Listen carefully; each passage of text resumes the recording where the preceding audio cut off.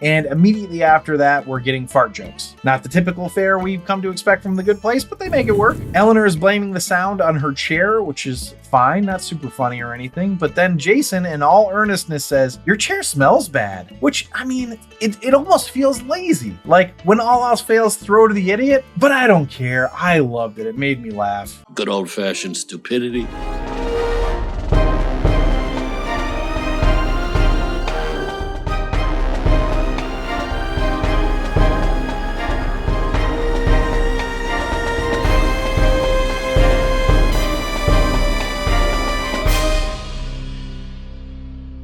Welcome back to another episode of The Rank. I'm John, and today we're going to be doing another episode in my The Good Place rewatch / watch along and ranking. Now, if you're enjoying these episodes, or if you're just a fan of The Good Place and enjoy consuming content about it, please consider subscribing and or following, like the episodes, and comment or email your questions and suggestions and whatnot. Please also consider becoming a patron on our Patreon page at patreon.com/TheRankPodcast, where you can get access to all of our archived episodes. Now, today we're ranking the third episode of the third season of The Good Place, titled The Snowplow, written by Joe Mandy and directed by Beth McCarthy Miller. For the sitcoms that have already been out for a long time, I'm not going to worry as much about spoilers, so there's your spoiler alert. There will be spoilers in this if you haven't already watched the episode. So let's find out how this one stacks up, starting with the potent notables. This episode aired Thursday, October 11th, 2018, and went from 2.958 million viewers to 2.708 million viewers. So it keeps losing viewership, which just makes no sense to me at all. I don't understand what we were thinking back then. Now, I watched it back when it was coming out. What were you guys doing? Superstore, The Good Place's lead-in, beat The Good Place with 3.012 million viewers. All right, so let's go to the competition. It went up against Grey's Anatomy on ABC, which got 6.719 million viewers, and Young Sheldon, which had 11.184 million viewers on CBS. And you know what? I've never watched Young Sheldon, but I still feel like, really? Young Sheldon over The Good Place? Come on! Come on, man! It also had Thursday Night Football to compete with on Fox, which won the night with 14.703 million viewers. And in case you're wondering, the Eagles beat the Giants 34-13. Yay. It did beat Supernatural again, but it was the premiere of Supernatural season on the CW, and it did a pretty respectable 1.492 million viewers. Now, on Cheaty's smartboard, under local news, the first story is titled, "Representative Sackett indicted on 231 counts of fraud." The picture accompanying it is executive producer Morgan Sackett, so a little bit fun inside joke for them. So Kirby Howell-Baptiste, who plays Simone, talked about what drew her to the role in the first place. Quote, "One, I was a huge fan of The Good Place. I watched since season 1. So you have Cheaty, who is very freaked out by the things he doesn't understand, and that causes him great anxiety. And then they created this character who is similar to him in so many ways, but also completely opposite to him, and that the unknown doesn't frighten her. The unknown actually excites her." End quote. And on her chemistry with Cheaty, or William Jackson Harper, quote, "Will and I have really good chemistry, and it helped to know his character from watching it as a viewer. Simone comes from a logical place, and he often comes from a philosophical place, so that's where we butt heads. But working with Will is very, very easy, and I think that shows." End quote. It does show, Kirby. It does. So some more Tahani name-dropping tracking, which I enjoy doing. Please leave a comment if you don't, because I think Antonio is going to splice something in here to say that he doesn't. You got me. But I guess I don't care. I'm curious if Antonio has a pulse on the heartbeat of America here. God bless America. I know, right?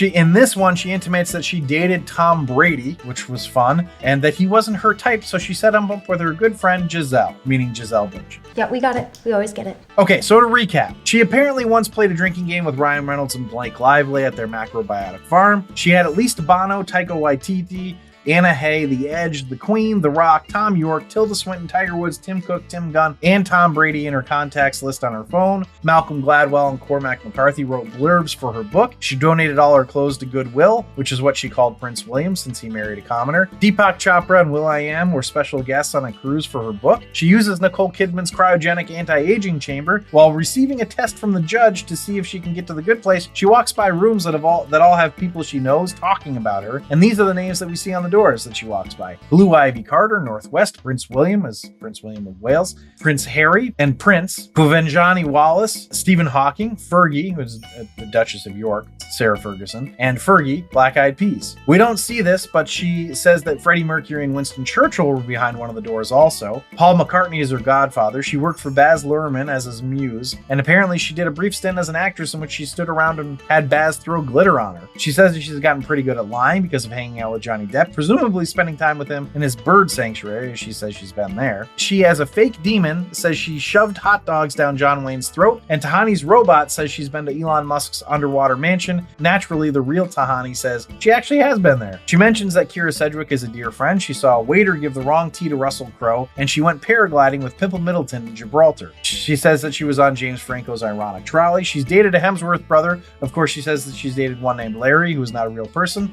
Also, she ends up dating him again in this episode. She's hidden from Javier Bardem in Vanessa Redgrave's Panic Room. She's snogged Ryan Gosling multiple times. She mediated conflict between her friends Scary Sport Posh and Baby, which are the Spice Girls, and the mediation was between the Spice Girls and Desmond Tutu. She has a lifelong friendship with Barry Diller that started from Trust Falls, gave Mark Zuckerberg advice about being good enough so that he would let Eduardo Saverin go. Also, she was the reason that Mark dropped "the" from Facebook. But wait, there's more. She's good friends with Taylor Swift, friends with Kanye, and best friends with Beyonce. Princess Diana and Maggie Smith are her godmothers. Malala Yousafzai and Kylie Minogue wrote the foreword for her diary, and she had Princess Stephanie of Monaco and Posh and Beck's Victoria and David Beckham at her 2006 fundraiser for stem cell research in Barcelona. Ooh. Well, that took forever. That's a lot of name dropping. So let's go to the episode overview. We open the episode where we left off the previous, as Good Place often does, and is a mechanism I really enjoy. It does feel like this show was built for streaming, but it was on network TV, so go figure. This episode is following the gang, but really it's about Michael and Janet. We start off with them getting harangued by the judge. Maya Rudolph was always fun, and immediately after that, we're getting fart jokes. Not the typical fare we've come to expect from The Good Place, but they make it work. Eleanor is blaming the sound on her chair, which is fine, not super funny or anything, but then Jason in all earnestness says, "Your chair smells bad," which, I mean, it almost feels lazy. Like, when all else fails, throw to the idiot, but I don't care. I loved it. It made me laugh. Good old-fashioned stupidity. I guess I'm just a mark. What we also get here is a lot of elapsed time and the extent to which Michael and Janet have tried to intervene. Michael is convinced that the group must stay together, but till when, Michael? Is this like for eternity in his mind? Another way they intervene is that they block Tahani from banging Jason, which when she did that before, it seemed to go fine, so I'm not sure why it was necessary to stop it from happening. And they lead her right into the arms of Larry Hemsworth. Well, back into, I suppose.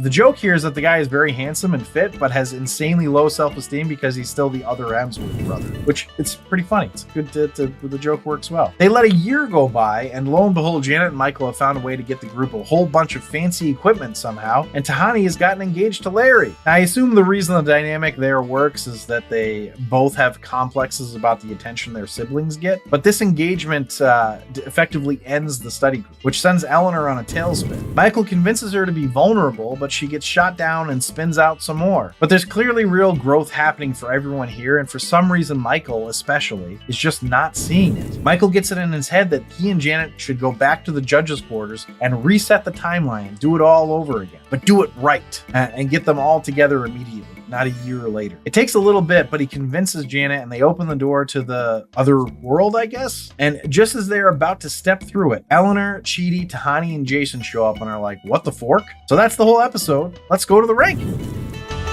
Oh, wait.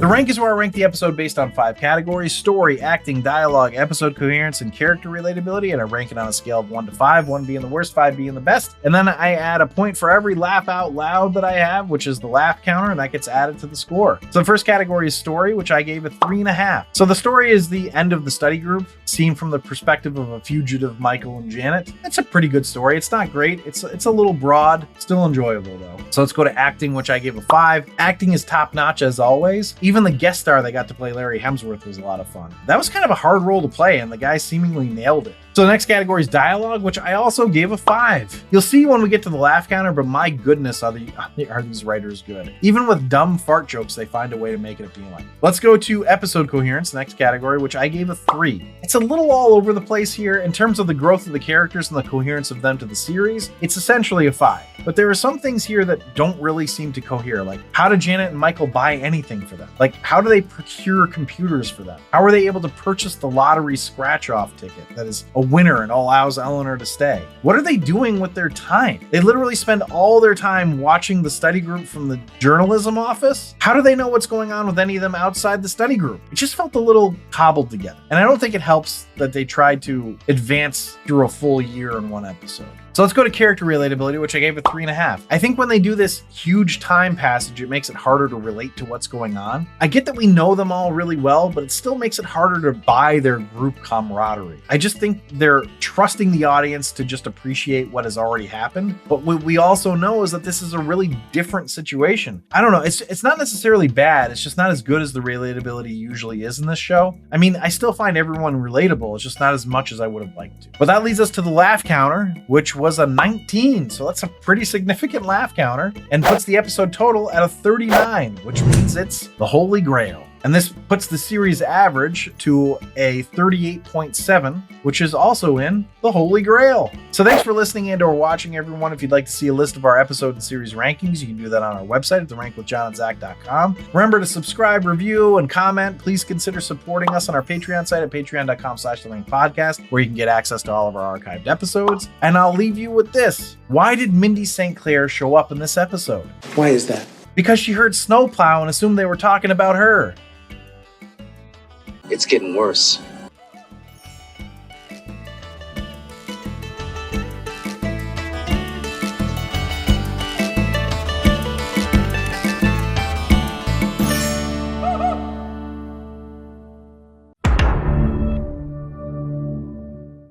Acting is top notch. Top but pit pop pow. He is malfunctioning.